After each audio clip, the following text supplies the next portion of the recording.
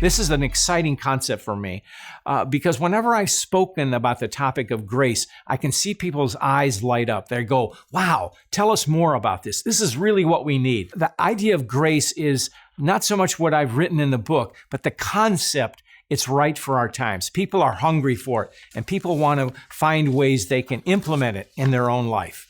Grace is that catalyst for positive action. It's unearned, but as such, it's on us to go put it into action. And that's what makes it special. We make the choice to act upon grace. I've always been intrigued with the concept of grace. In fact, I wrote about it in earlier books. But now this is my first time to try to tackle the idea of grace in a more holistic and deep sense to show how it affects us in many different ways.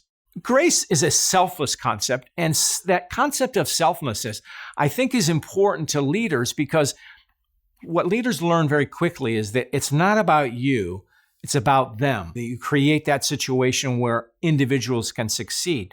And grace is that kind of selflessness, that looking to make things better, which is inherently a leader's job. And so I think there's a nice tie-in with what grace is in its essence and with what leaders actually do. When people see a leader go out of his or her way to do something better for the organization or for an individual, they go, that person is acting with grace. That person is setting the right example.